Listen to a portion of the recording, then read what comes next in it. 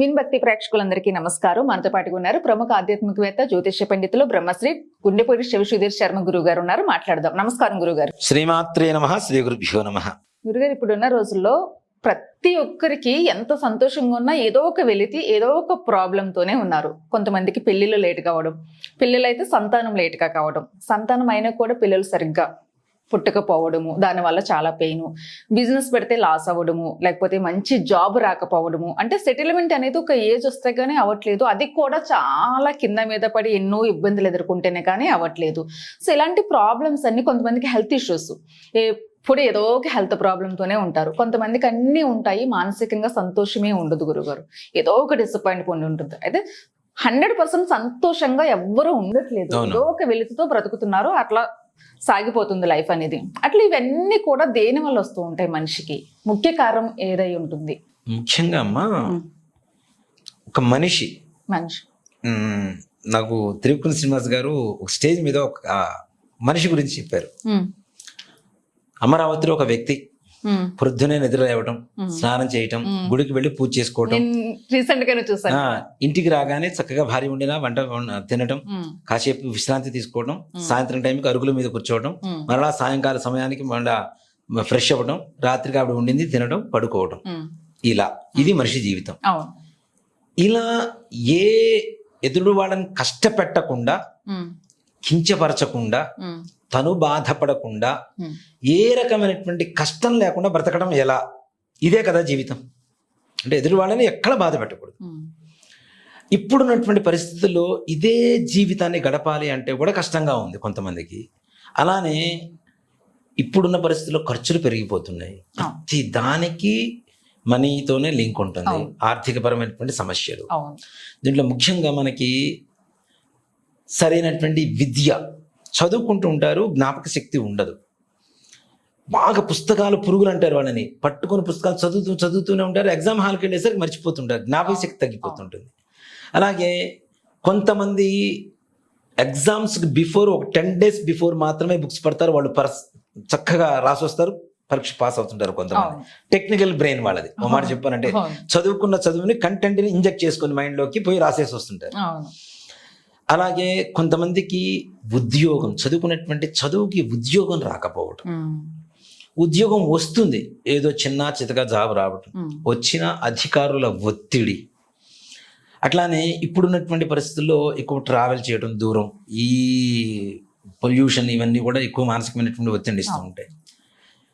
దీంతో వివాహ సమయానికి వచ్చేసరికి జుట్టు తెల్లబడిపోవడం కూడా, నిజంగా మాట చెప్పాలంటే ఆ పరిస్థితిలో ఉన్నారంటే, జుట్టు తెల్లబడిపోయేంత వరకు కూడా వివాహాలు కాకుండా ఉండేటువంటి పరిస్థితి, అనారోగ్య పరిస్థితి. ఏదో ఒక విధంగా చిన్న చిన్న పిల్లలకి కూడా షుగర్ అని, బీపీ అని, హార్ట్ ప్రాబ్లమ్స్ అని, ఏదో ఒక ప్రాబ్లం. అలాగే తృప్తికరంగా లేదు ఎవరికి.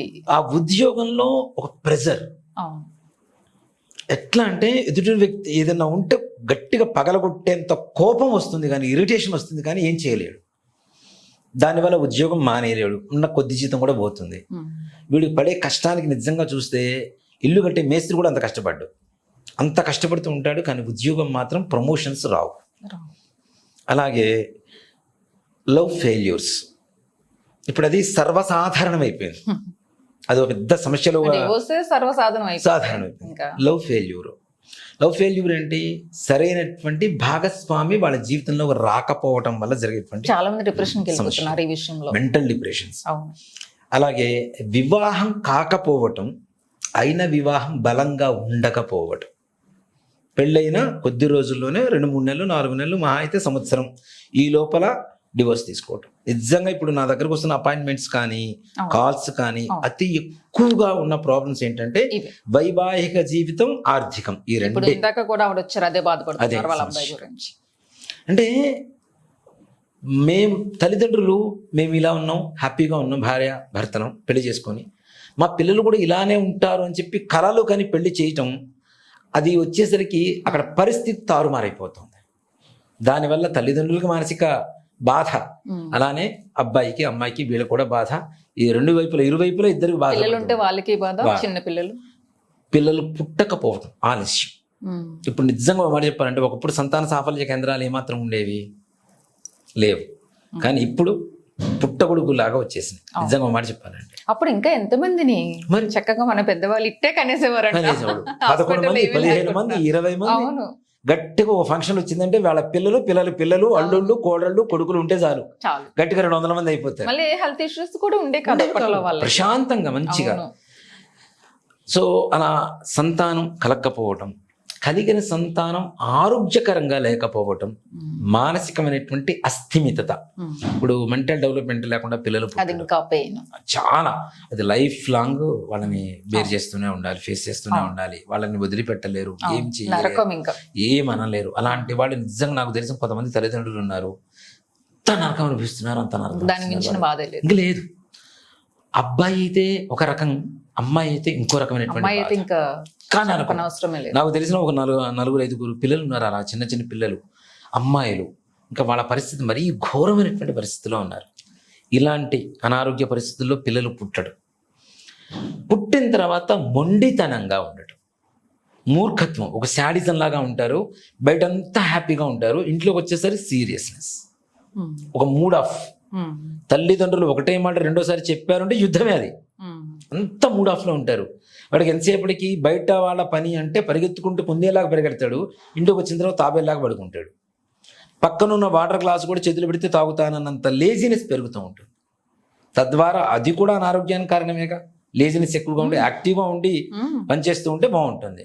లేజినెస్, అలాగే ముఖ్యంగా దుర్వ్యసనాలు, అలాగే దుస్నేహాలు, చెడు స్నేహాలు.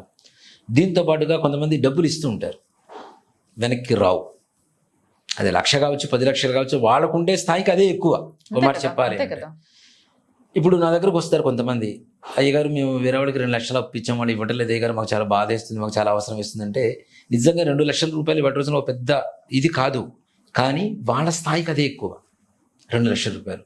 అలా కొంతమంది కోట్లలో ఇచ్చి మోసపోయేవాళ్ళు, అలాగే అప్పు తీసుకొని తీర్చలేనటువంటి పరిస్థితి. ఒక 1,00,000 రూపాయలు ఉన్నా వాడికి ఉన్నటువంటి 1,000 రూపాయల అప్పు మాత్రం తీర్చలేడు, 1,00,000 రూపాయలు ఖర్చు మాత్రం అయిపోతాం. కొంతమంది అట్లా అంటూ ఉంటారు. నిజమే, ఈ 1,00,000 రూపాయలు ఖర్చు అయిపోతే 1,000 రూపాయలు మాత్రం అప్పు తీర్చలేడు. ఈ 1,000 రూపాయలు ఇట్లానే ఉండిపోతుంది, ఇది పెరుగుతూనే ఉంటుంది, వీళ్ళతో పాటు వీళ్ళ వయసుతో పాటు అది కూడా పెరుగుతూనే ఉంటుంది. ఈ విధంగా రుణగ్రస్తం పడిపోవటం. అలాగే ముఖ్యంగా పార్ట్నర్షిప్ బిజినెస్లు చేస్తుంటారు చాలామంది. వాళ్ళల్లో చూడండి, ఇద్దరు పార్ట్నర్స్ బిజినెస్ చేస్తున్నారంటే లాస్ అయితే ఇద్దరు లాస్ అవ్వాలి, ప్రాఫిట్స్ వస్తే ఇద్దరికి ప్రాఫిట్స్ రావాలి.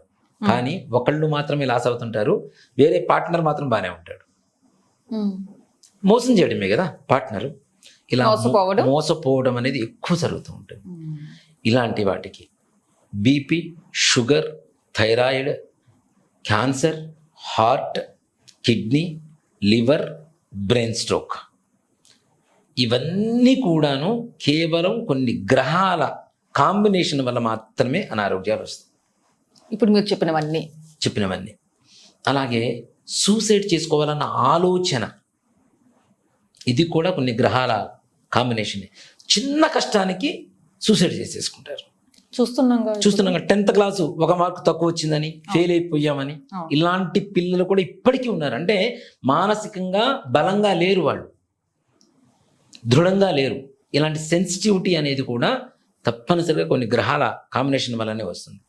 ఎమోషనల్ మైండ్ సెట్స్, కోపం, బాధ, సంతోషం, ప్రేమ, అలాగే జాలి, దయ, కక్ష, ద్వేషం, ప్రతి ఒక్కటి కూడా ఎక్స్ట్రీమ్ లెవెల్లో ఉంటాయి. కొంతమంది ఏదైనా ఎక్కువే, అతి సర్వత్ర వర్జయత్ అంటారు, అతి ప్రేమ కూడా పనికిరాదు, అన్నీ అతిగానే ఉంటాయి.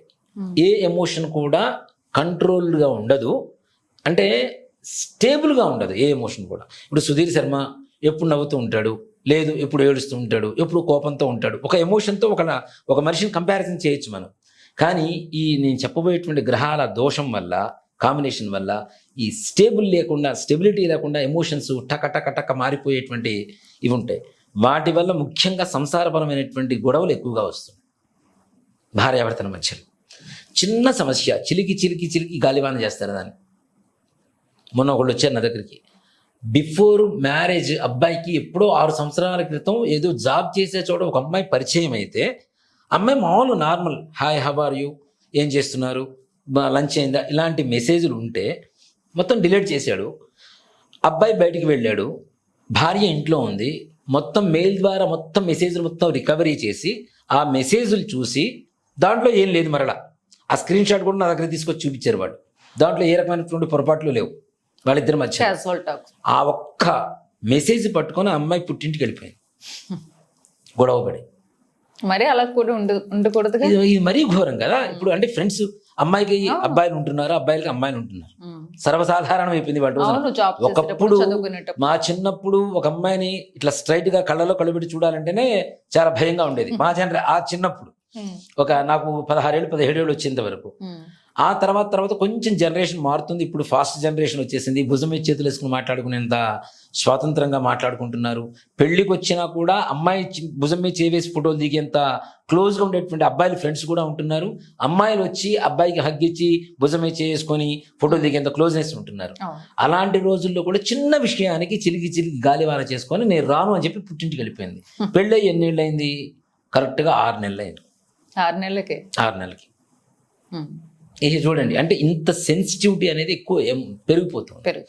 ఇవన్నీ కూడా నాన్న ముఖ్యంగా చెప్పాలి అంటే జాతక చక్రంలో చూసుకోండి మీరు తప్పనిసరిగా.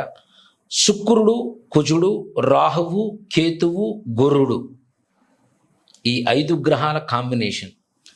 రాహువుతో గురుడు కలిసున్నా, కేతువు కలిసున్నా, గురువుతో రాహుకేతువులు కలిసి ఉన్నా, లేదు రాహుకి 12వ స్థానంలో గురుడు కానీ, గురుడికి 12వ స్థానంలో రాహు కానీ, కేతువుకి 12వ స్థానంలో గురుడు కానీ, గురుడికి 12వ స్థానంలో కేతువు కానీ, అలాగే గురుడు దగ్గర నుంచి రాహు 3వ స్థానం కానీ, 5వ స్థానం కానీ, 7వ స్థానం కానీ అయ్యున్నా, అలాగే 9వ స్థానంలో ఉన్న రాహు కావచ్చు, కేతువు కావచ్చు, గురుడికి 3, 5, 7, 9 స్థానాల్లో ఎక్కడ గురుడికి ఈ స్థానాల్లో ఈ గ్రహాలు ఉన్నా, రాహుకేతువులు ఉన్నా తప్పనిసరిగా పితృదోషం అనేది వర్తిస్తుంది.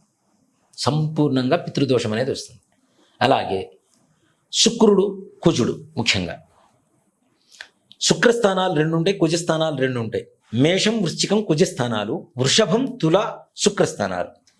శుక్రస్థానంలో కుజుడు కానీ, కుజస్థానంలో శుక్రుడు కానీ ఉన్నా, లేదా కుజుడికి 12వ స్థానంలో శుక్రుడు కానీ, శుక్రుడికి 12వ స్థానంలో కుజుడు కానీ ఉన్నా, లేదు శుక్రుడు కుజుడు ఎదురెదురుగా ఉన్నా, కుజుడికి 6వ స్థానంలో శుక్రుడు కానీ, శుక్రుడికి 6వ స్థానంలో కుజుడు కానీ ఉన్నా తప్పనిసరిగా ఈ రకమైనటువంటి పరిస్థితులు ఏదైతే మనం చెప్పిన ఇబ్బందులు ఉన్నాయో ఈ ఇబ్బందులు మొత్తం ఎదుర్కొంటూనే వీటిల్లో ఏదో ఒకటైనా సరే ఎదుర్కోవాల్సిన పరిస్థితులు వస్తాయి.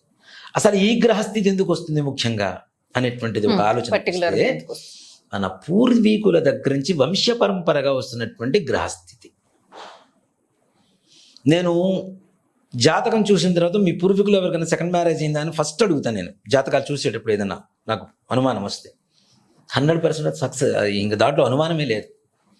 దేనికి అంటే జాతకంలో తెలిసిపోతుంది. వీళ్ళకున్న గ్రహస్థితితో వీళ్ళ పూర్వీకులు సెకండ్ మ్యారేజ్ అయిందా లేదా చెప్పొచ్చు.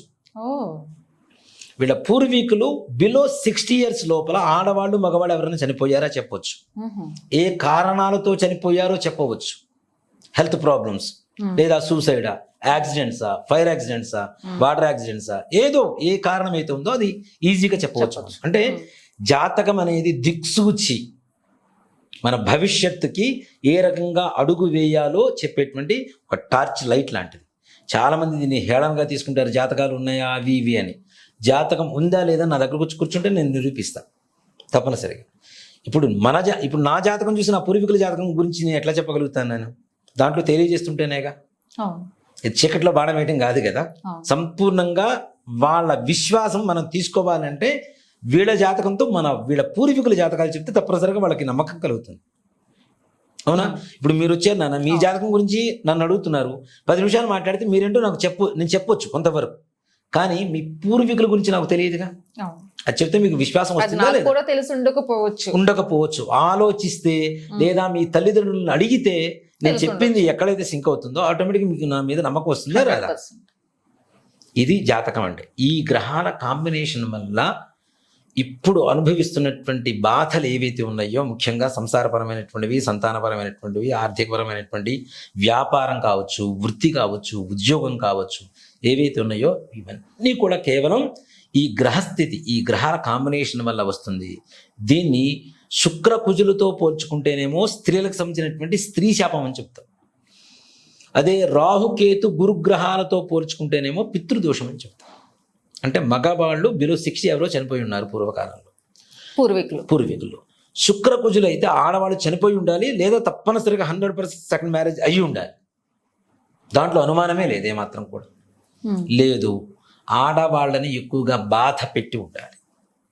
వాళ్ళ వంశీకులు ఎవరైనా సరే, తల్లిని కూతురు కావచ్చు, కూతురుని తల్లి కావచ్చు, వదిన ఆడపడుచు కావచ్చు, ఆడపడుచుని వదిన కావచ్చు, మరిది వదిన గాని కావచ్చు, ఆడవాళ్ళని బాధ పెట్టినా వస్తుంది. ఇప్పుడు ఆ ఇంటికి సంబంధించినటువంటి ఆడవాళ్ళు కన్నీరు కారుస్తుంటే బాధ కాదా? ఎంత ఆత్మఘోష. ఇప్పుడు నిజంగా పూర్వకాలం కొంచెం ఎట్లాంటివి ఎక్కువగా ఉండేవి. అందులోనూ ఇప్పటికీ కూడా కొంతమంది ఉంటారమ్మా, భర్త మనస్సును నొప్పించినప్పుడు తెచ్చుకుంటారు. ఈ దరిద్రం వదిలిపోతే బాగుండు, చచ్చిపోతే బాగుండు, అలాంటి పీక్ స్టేజ్కి వెళ్ళినప్పుడు అనుకునే మాట ఏదైతే ఉంటుందో, భర్త చనిపోతే బాగుండు అనేంత ఘోరమైనటువంటి మానసిక స్థితికి వెళ్ళిపోతున్నారు. అంటే ఎంత బాధపడితే, అవతల వాడు ఎంత బాధ పెడితే వీళ్ళు ఎంత బాధపడితే అవుతుంది కదా. ఆ ఒక్క బాధ, కన్నీటి చుక్క చాలు ఆ వంశాన్ని మొత్తాన్ని నిర్వంశం చేస్తుంది. కొన్ని రోజుల తర్వాత మగపిల్లలు పుట్టడం ఆగిపోతుంది, కేవలం ఆడపిల్లలు మాత్రమే పుడుతుంటారు. వంశం పేరు లేకుండా పోతూ ఉంటుంది, నిర్వంశమే కదా. అబ్బాయి ఉంటే ఆ ఇంటి పేరు వస్తుంటుంది, అమ్మాయి ఇంకో ఇంటికి పెళ్లి చేసుకొని వెళ్ళిపోతుంది, ఇంటి పేరు మారిపోతుంది కదా. అవునా? మారిపోయినప్పుడు ఇంకేముంది, వంశం లేకుండా పోయిందిగా, నిర్వంశమేగా. సో ఇవన్నీ కూడా ఈ గ్రహాల కాంబినేషన్ వల్ల, పూర్వీకులు చేసినటువంటి తప్పుల వల్ల. అది తెలిసి చేయొచ్చు, తెలియక చేయొచ్చు. పూర్వకాలంలో నిజంగా చెప్పాలంటే ఎక్కువగా ఇల్లీగల్ కాంట్రాక్ట్స్ ఎక్కువ ఉండేవి. దాంట్లో ఇంట్లో ఉండే ఆడవాళ్ళు బాధపడేవాడు. ఇప్పుడు అంత ఇండివిజువాలిటీ లేదు కదా అప్పట్లో.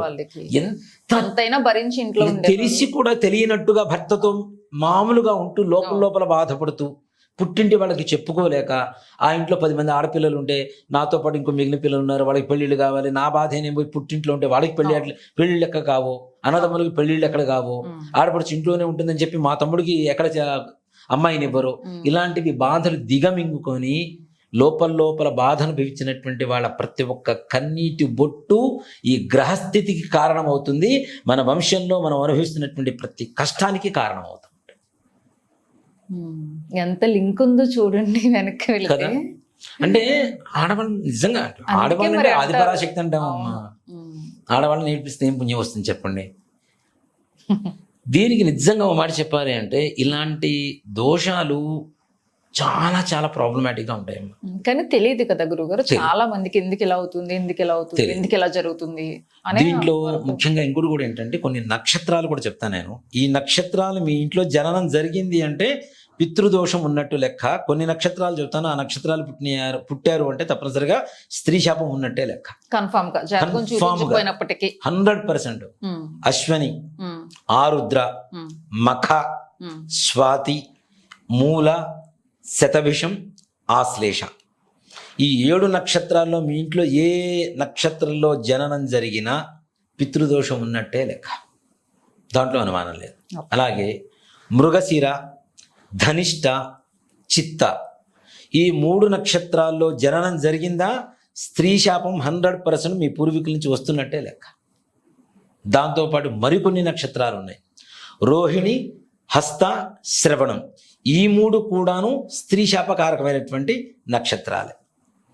అలాగే పునర్వసు, విశాఖ, పూర్వాభాద్ర, పుష్యమి, అనురాధ, ఉత్తరాభాద్ర, ఈ 6 కూడాను మరలా పితృదోష కారకమైనటువంటి సంబంధం నక్షత్రాలే.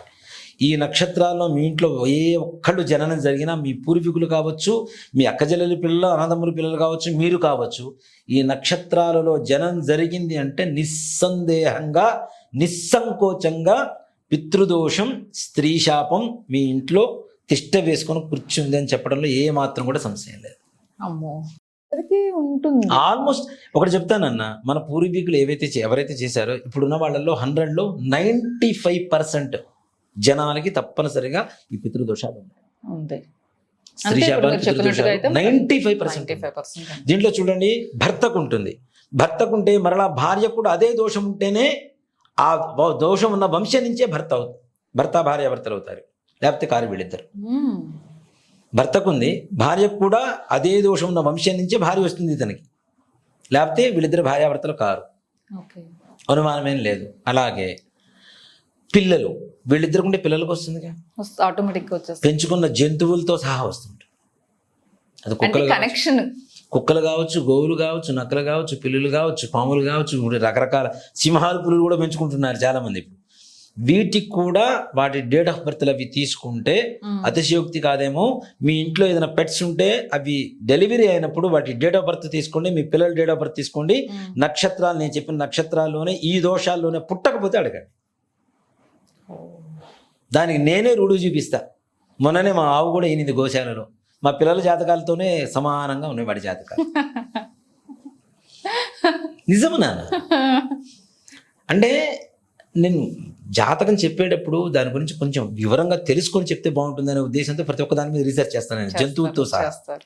ఎవరింటికన్నా వెళ్ళినప్పుడు పెట్స్ ఉంటే ఇది ఎప్పుడు పుట్టింది, దీని డేట్ ఆఫ్ బర్త్ గుర్తుందా మీకు అడుగుతా నేను, గ్యారంటీ. వాళ్ళ జాతకాలు చూపిస్తుంటారు కదా, ఇది ఎప్పుడు పుట్టింది, ఇదేంటి, దానికి ఆటోమేటిక్గా వాళ్ళకి లింక్ చేసి చూపిస్తుంటే కనపడుతూ ఉంటుంది. క్లారిటీ. అంటే ఇంత సంబంధం ఉన్నటువంటి లక్షణాలు. రుణానుబంధ రూపేణ పశు పత్ని సుతాలయ, పశువులు, భార్య, పిల్లలు, దీంతో పాటు మన స్నేహితులు కూడా, మనకు పరిచయమైనటువంటి స్నేహితులు కూడా తప్పనిసరిగా ఆ దోషం ఉంటేనే, పితృదోషం ఉన్నవాళ్ళు మాత్రమే స్నేహితులు అవుతారు, లేకపోతే కారు. స్త్రీ శాపం ఉన్నవాళ్ళు ఉంటేనే స్నేహితులు అవుతారు, లేకపోతే కారు. దాంట్లో అనుమానం కూడా లేదు. మనం అంతమంది కూడా చెప్పాను నేను, ఈ వీడియో చూసే వాళ్ళకు కూడా పితృదోషం ఉంటేనే చూడగలుగుతారు. నాతో మాట్లాడాలన్నా, నా మాటలు వినాలన్నా, నన్ను కలవాలన్నా పితృదోషం ఉంటేనే నా దగ్గరకు వస్తారు. దేనికంటే నాకు కూడా పితృదోషం ఉంది కాబట్టి, నాకు కూడా ఉంది కాబట్టి, మా మిస్సెస్కి ఉంది, నాకుంది, నా పిల్లలకు కూడా ఉంది. అందుకనే చెప్పే కదా, నా దగ్గరకు వచ్చినటువంటి పిల్లలు పుడితే దానికి గోవు కూడా, దానికి కూడా ఉంది. ఇంకా ఆటోమేటిక్ గా వాళ్ళకి మాకు అందరికి ఉన్నట్టే కాబట్టి 100% నాన్న. వీడియో చూస్తున్న వాళ్ళకి కావచ్చు, ఎవరన్నా షేర్ చేసే వాళ్ళకి కావచ్చు, షేర్ చేయించుకున్న వాళ్ళకి కావచ్చు, అంటే అలా ఉన్న వాళ్ళకి వీడియో కూడా కనెక్ట్ అవుతుంది, చూడగలుగుతారు. ఇంకోటి కూడా చూడటం ఒకటి, చూసిన తర్వాత పరిహారం చేసుకోవడం అనేవి ఒకటి. కర్మ విముక్తి మనకి జరగాలి, జరుగుతుంది, దీని ద్వారా మనకి మంచి జరగబోతుందని భగవంతుడు సంకల్పం చేస్తే నీ వీడియో చూస్తారు, అది మాత్రం ఖచ్చితం. మంచిదే కదా ఒక రకంగా. అదే భగవంతుడు సంకల్పం చేస్తే ఈ వీడియో చూశారు అంటే భగవత్ సంకల్పం వాళ్ళ కర్మ విముక్తికి జరిగింది. సాక్షాత్ పరమేశ్వరుడే వీళ్ళకి సంకల్పించి వీళ్ళ కర్మ విముక్తి రూపంలో చేయబోతున్నాడు. నా రూపమైన భగవంతుడు నాన్న, అంతే. దైవం మానుష రూపేణ ఒక మనిషి రూపంలో కనబడుతుంటారు, అంతే. భగవంతుడు చెప్పించేటువంటిదే, భగవంతుడు చేసేటువంటిదే మనం చెప్తున్నాం, మనం చేస్తున్నాం, కేవలం అంతే. మనం కారణం అవుతున్నాం. ఒక మనిషి కారకుడు కావాలి కాబట్టి, సాధనం కావాలి కాబట్టి, ఆ సాధనం, ఆ కారకం మనం అవుతున్నాం. మీరు, నేను, అయ్యో మీరు గురుగారు, వీడియోస్ తీస్తున్నటువంటి వారు అందరం కూడాను కేవలం ఒక కారకులు అవుతున్నాం. ఇంక్లూడింగ్ మనం తీసుకెళ్లి ఏదైనా పరిహారం చేసేటువంటి పురోహితులు కూడా ఒక కారకుడే. వాళ్ళకు కూడా ఈ దోషాలు ఉంటేనే వాళ్ళు ఈ పూజలు చేస్తారు, లేకపోతే చేస్తారు. అది కూడా చెప్తా ఖచ్చితంగా. చాలా పెద్ద లింక్ ఉంది పితృదోషం అని. 100% మన పూర్వీకులు అందరూ కలిసి మనల్ని కలుపుతున్నారు, అంతే. ఒక మాట చెప్పానండి. కాబట్టి ఇంత బాధలు పడేటువంటి వాళ్ళందరికీ కూడాను చక్కటి పరిహారం. నిజంగా మనం మొన్న 11వ తారీఖు వెళ్ళొచ్చాం. చాలా మందికి వస్తుంది గురుగారు, ఇక్కడ వాళ్ళు చేసిన తప్పుకి మేము ఎందుకు శిక్ష అనుభవించాలి, పరిహారం లేదా అనే డౌట్ అందరికి వచ్చేస్తుంది. మా తాతగారు 40 ఎకరాలు ఇచ్చారు. అది ఉండదు బాకు, తప్పుల గురించి మాట్లాడతాం. ఆస్తులు అయితే తీసుకుంటాం, దోషాలు అయితే తీసుకోమా. అది ఆటోమేటిక్ గా బాధ అనిపించినప్పుడు వాళ్ళు చేసింది మేము ఎందుకు అనుభవించాలని థాట్ ప్రతి ఒక్కరికి వస్తుంది. అదే చెప్తున్నాను, ఆస్తులు ఇచ్చినప్పుడు తీసుకుంటాం కదా. ఇప్పుడు చాలా మంది చెప్తారు, మా మేనల్లుడు చనిపోయాడండి చిన్న వయసులో, లేదంటే మా మేనల్లుడికి సెకండ్ మ్యారేజ్ అయిందండి, మా అక్కగారు చనిపోయారండి, ఆవిడ పెళ్లి అయిపోయి వెళ్ళిపోయింది కదా అంటారు.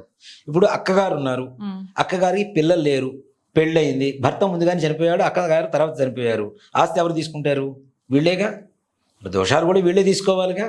ఆస్తి మాత్రం తీసుకుంటే మంచి మాత్రమే మాకు కావాలి, పెద్దల నుంచి వచ్చేది చెడు మాత్రం మాకు వద్దు అంటే కోట్ల రూపాయల ఆస్తులు ఇచ్చిన ఒకటి చెప్తా, ఆస్తులు వచ్చినా రాకపోయినా ఈ దోషాలు మాత్రం 100%. అదే అనబోతున్నాను, కొంతమందికి ఆస్తులు లేకపోయినా మరి దోషాలు వస్తాయి తప్పనిసరిగా. అంటే వీళ్ళ కష్టం కూడా ఇది కూడా వాళ్ళ నుంచి వచ్చిన ఆస్తి అనుకో. అంతే. ఇప్పుడు BP, sugar, thyroid, cancer, heart, తర్వాత ఈ బ్రెయిన్ స్ట్రోక్స్, సూసైడ్ చేసుకోవాలన్న ఆలోచన, ఇలాంటివన్నీ కూడా వంశ పరంపరగానే వస్తుంటాయి నాన్న. హెరిడిటీ అంటాం కదా, అదే వస్తూ ఉంటాయి. అవి ఎందుకు వస్తాయి? శుక్ర కుజ రాహు కేతు గురుగ్రహ ప్రభావాలు బాగుండకపోతే వాళ్ళకి అనారోగ్యాలు వస్తాయి. ఈ గ్రహస్థితి వల్ల, గ్రహాల ప్రతికూలత వల్ల అదే గ్రహస్థితి వాళ్ళ పెద్దల దగ్గర నుంచి పిల్లలకు వస్తుంది కాబట్టి వాటి ద్వారా వచ్చేటువంటి అనారోగ్యాలు కూడా హెరిడిటీ వస్తున్నాయి. గ్రహస్థితి హెరిడిటీ అవుతుంది, వాటి వల్ల వచ్చేటువంటి ప్రాబ్లమ్స్ కూడా వంశ పరంపరగానే వస్తుంది. ఇవన్నీ ఒకవేళ ముందుగా తెలుసుకుంటే దాని నుంచి బయటపడే అవకాశం ఉంటుంది గురుగారు. తప్పనిసరిగా నాన్న ఇప్పుడు భగవంతుడు సృష్టిలో చావుకు తప్పించి మిగిలిన అన్నిటికీ పరిష్కారాలు ఉంటాయి. కీ అండ్ లాక్ రెండు ఎట్ ఏ టైం తయారవుతాయి. కీ లేకుండా లాక్ ఉండదు, లాక్ లేకుండా కీ ఉండదు కదా. ప్రతి సమస్యకి ఒక పరిష్కారం ఉంటుంది. మరి ఇంతకాలం మాకెవరు ఎందుకు చెప్పలేదు అంటే, నీ కర్మ ఇన్ని సంవత్సరాలు అనుభవించాలని రాసి ఉన్నది కాబట్టి ఈ యొక్క దీంతో నీ కర్మ విముక్తి జరిగి బాగుపడేటువంటి యోగం నీ జాతకంలో రాసి ఉన్నది కాబట్టి ఇప్పుడు ఈ పరిహారానికి ఉద్యుక్తుడే ముందుకు రావడం కానీ, లేదా వీడియో చూసి స్పందన కలగడం కానీ, వాళ్ళు చేయించుకోవాలన్న ఒక ఆలోచన రావడం కానీ, భగవంతుడు ఇంతవరకు నీ కర్మ విముక్తి, నువ్వు పూర్వజన్మలో చేసినటువంటివి కానీ, నీ పూర్వీకులు చేసినటువంటివి కానీ కర్మ ఇంతవరకు అనుభవించాలని రాస్తుంది. చాలామంది అడుగుతుంటారు నన్ను, మా జాతకంలో ఇంతే అని రాసి పెట్టుంటే ఈ పూజలు ఎందుకు పనిచేస్తాయని చాలామంది అడుగుతుంటారు నన్ను. ఒకటే చెప్తా, నీ జాతకంలో 40 ఏళ్ళప్పుడు ఈ వీడియో చూసావు, లేదంటే జ్యోతిష్కుడి దగ్గరికి వెళ్ళావు, ఈ పితృదోషాలకి స్త్రీ శాపాలకి నివారణ చేయించుకోవాలి, పూజ చేయించుకోవాలి, ఈ పూజ గ్రహాలు పూజ చేయించుకోవాలి, ఈ హోమం చేయించుకోవాలని చెప్పి రాసిచ్చాడు. 40 సంవత్సరాలు అనుభవించిన తర్వాత ఈ పూజల ద్వారా నీ కర్మ విముక్తి జరగాలనేది కూడా ముందుగా భగవంతుడు నీ నుదుటిని రాసి కిందకి పంపించాడు. కాబట్టి ఇన్నేళ్ళు నీకు కంటపడింది, ఇప్పుడు నీకు కంటపడింది, ఇప్పుడు నువ్వు దానికి ముందుకెళ్తున్నావు. ఇది మాత్రం ఖచ్చితంగా చెప్తాను నేను. ఆ రూపంలో అంతే కదా. కర్మ ఎన్ని రోజులు అనుభవించారు, ఇన్ని కోట్ల మంది ఉన్నారు నాన్న, కొన్ని లక్షల మంది వీడియో చూస్తుంటారు. అందరూ స్పందించగలుగుతున్నారా? అందరు రాగలుగుతున్నారా? అంటే ఇంకా వాళ్ళ కర్మ ఇంకా ఉందనేగా.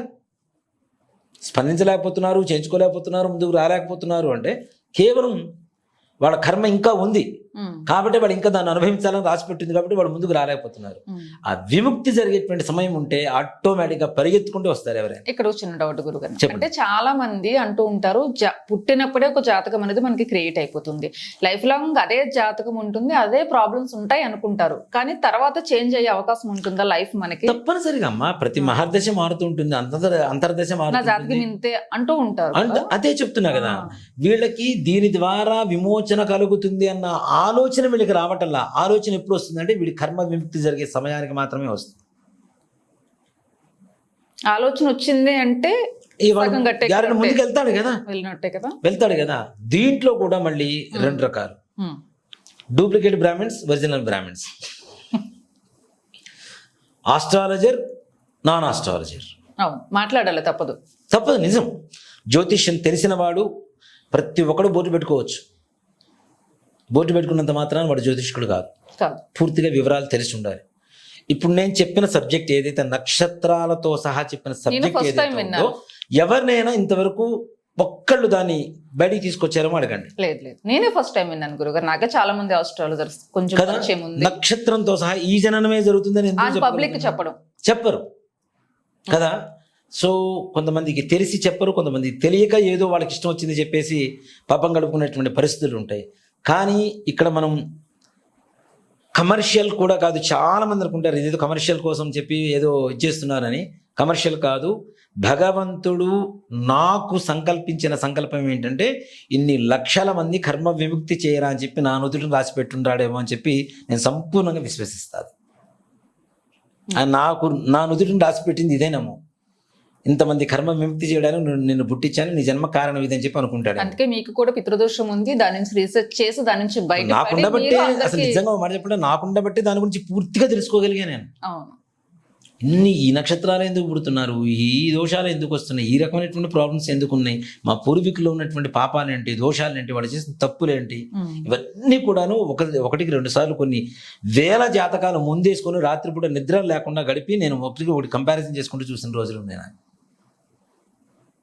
డాక్టరేట్ అంటే ఊరికినే రాదు కదా నాన్న, ఎంత కష్టపడితే రావాలి దీంట్లో. అవునా? డాక్టరేట్ అంటే ఏదో పేపర్ మీద రాసిచ్చేది కాదు కదా, రాసిచ్చేదో కొనుక్కునేది కాదు కదా.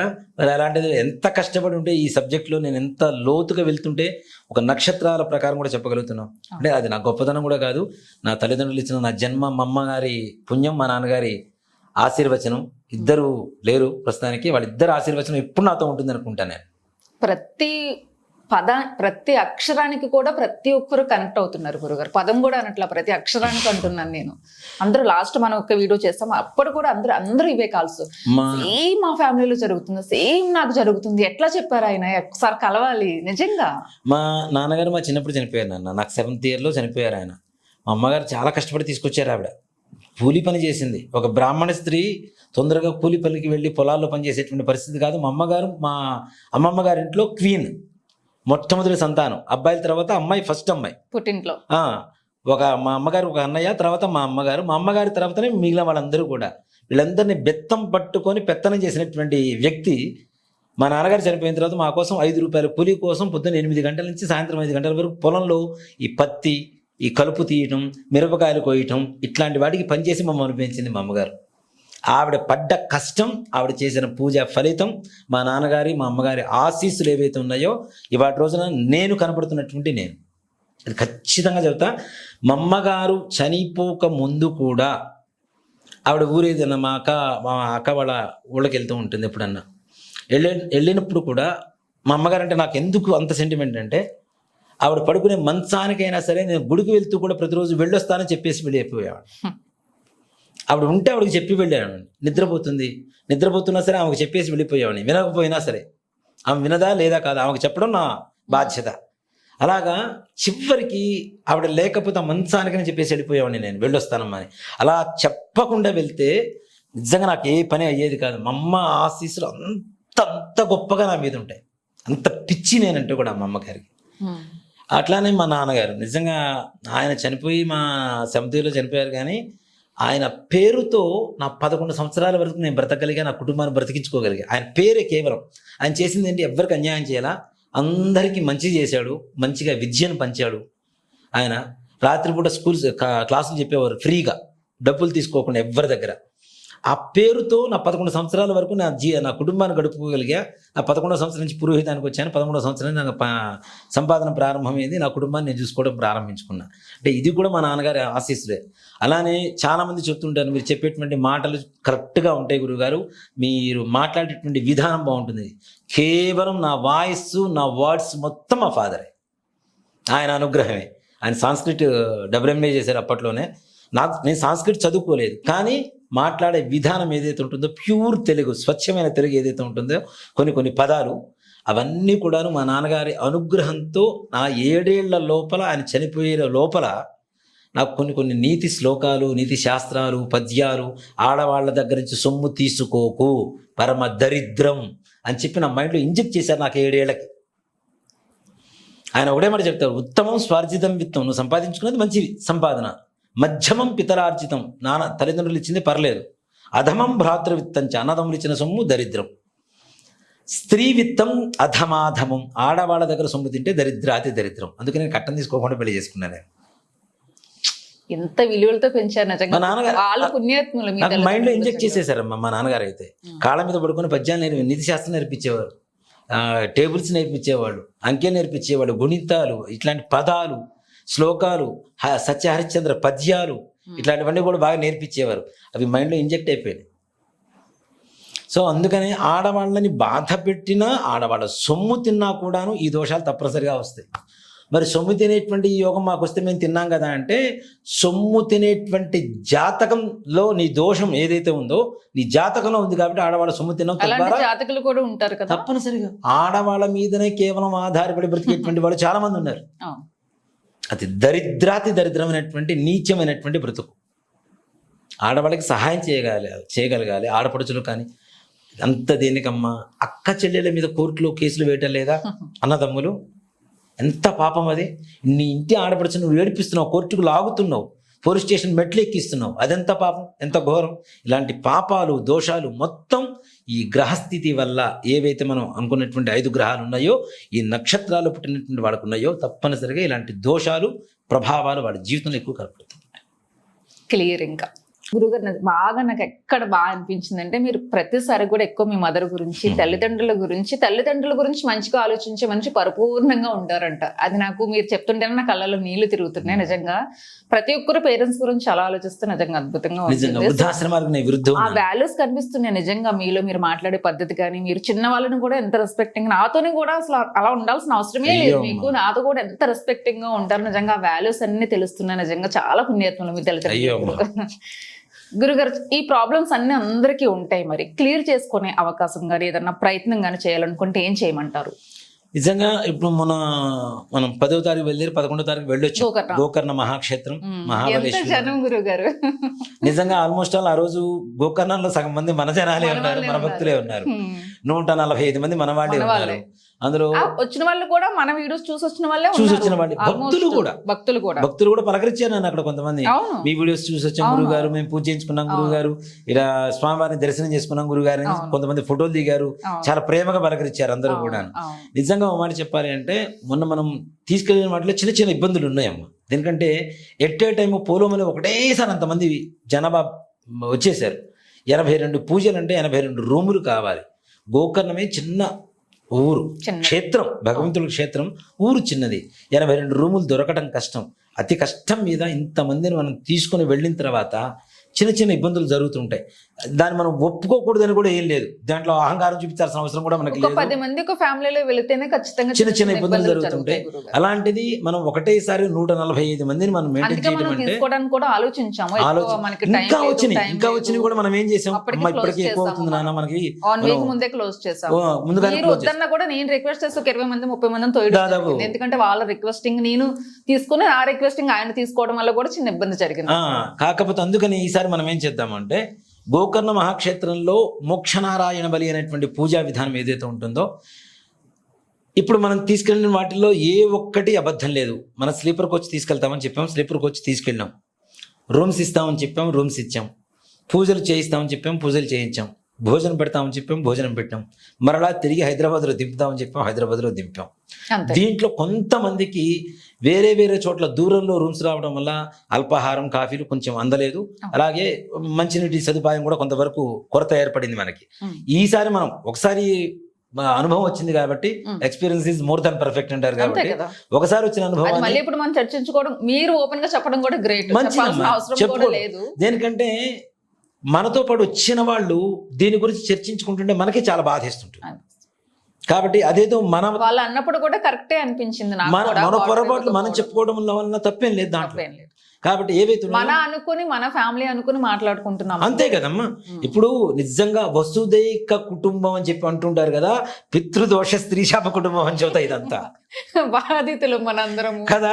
సో అందరం ఒక చోట కూడుకుంటున్నాం, ఒక గూటి పక్షులు మొత్తం ఒక చోట చేరుకున్నట్టు అందరం ఒక చోట చేరుకుంటున్నాం.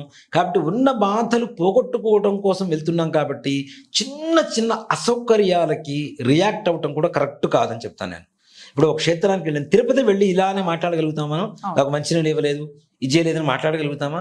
నోరు మూసుకుని పెట్టి చేయించుకొని వస్తుంది. అలా అని చెప్పి మనం వెళ్తున్నప్పుడు మనకి ఏం ప్రాబ్లమ్స్ కనిపించు, కాబట్టి ఇక్కడ ముఖ్యంగా ఏంటంటే డబ్బు ఒక్కటే పెడుతున్నాం, డబ్బు ప్రధానం కాదు. ముఖ్యంగా మనం డబ్బు పెడుతున్నాము, కానీ డబ్బు పెట్టిన తర్వాత అక్కడ వెళ్ళిన తర్వాత భక్తి శ్రద్ధలతో ఏమాత్రం చేస్తున్నాం అనేది మాత్రమే ప్రధానం అవుతుంది. నిజంగా నేను కావాలంటే కాళ్ళు కూడా మాట్లాడిస్తాను మీకు. ఒక దేవాలయం అర్చకుడు, పేరు చెప్పడం బాగుండదు కాబట్టి చెప్పడం లేదు నేను, ఉదయం పూట పూజ అయిపోయింది, సాయంత్రానికి నాకు ఫోన్ చేశాడు. అన్నయ్య మీ కాళ్ళకి నమస్కారం అన్నయ్య అన్నాడు. ఏమైంది నాన్న అన్న. చాలా బాగా జరిగింది అన్నయ్య పూజ, నేను ఇంతవరకు టెంపరీగా ఉన్నాను మా దేవాలయంలో, నాకు పర్మనెంట్ అయిపోయింది జాబ్ అని చెప్పి ఫోన్ చేశాడు.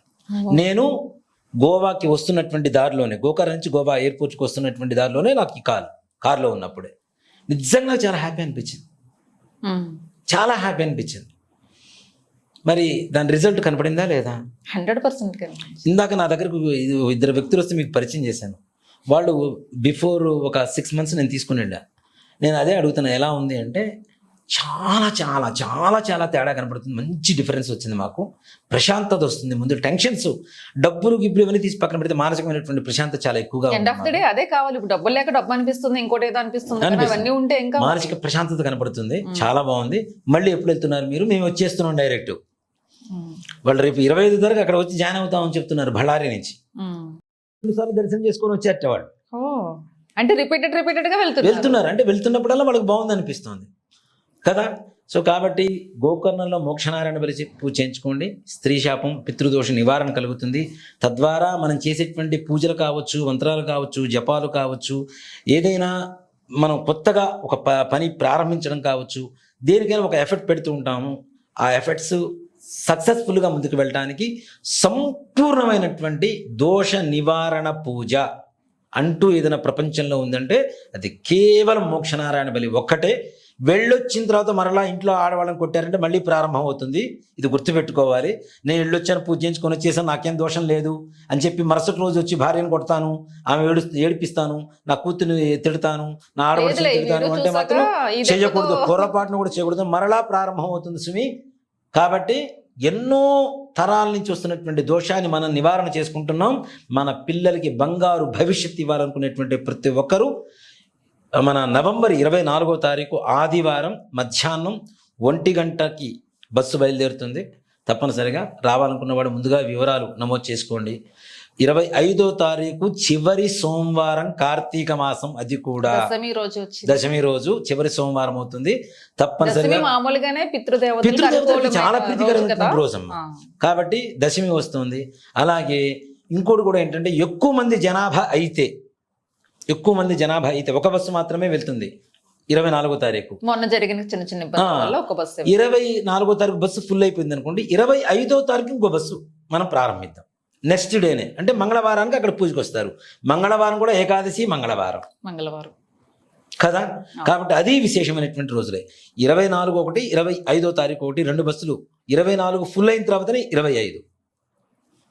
దీంట్లో ఆడవాళ్ళు ఉండి మగవాళ్ళు లేకపోతే పూజ చేయించుకోవచ్చు అనేటువంటి ఒక అనుమానం ఎంతో మందికి వస్తుంది. అలాగే పేరెంట్స్ ఉంటుండగా ఫాదర్ ఉంటుండగా చేయించుకోవచ్చు. ఇప్పుడు ఫాదర్ ఉన్నాడు, హెల్త్ బాగాలేదు, కదలలేరు, కొడుకులు వచ్చి వేరే బ్రాహ్మణ్ణి వాళ్ళ నాన్నగారి స్థానంలో కూర్చోబెట్టి చేయించుకోవచ్చు. భర్త లేడు, ఆడపిల్లలు మాత్రమే ఉన్నారు, వీళ్ళు వచ్చి వాళ్ళ నాన్నగారి స్థానంలో ఒక బ్రాహ్మణి కూర్చోబెట్టుకుని చేయించుకోవచ్చు. దాంట్లో ప్రాబ్లమే లేదు. సింగిల్ పేరెంట్స్ ఉంటారు, భర్త విడిపోయి ఉండి ఆడమ ఉంటుంది, వాళ్ళ పిల్లలే ఉంటారు, చేయించుకోవచ్చా? అలా కూడా వేరే బ్రాహ్మణి పెట్టి చేయించుకోవచ్చు. దాంట్లో ఏ మాత్రం కూడా సమస్య లేదు. ఆడపిల్లలకు ఫాదర్ చేయించవచ్చు. పెళ్ళైతే కాదు, పెళ్లి కాకపోతే. పెళ్ళైతే మామగారు చేయించాలి. మళ్ళీ అమ్మాయికి పెళ్లి అయిపోతే మామగారికి.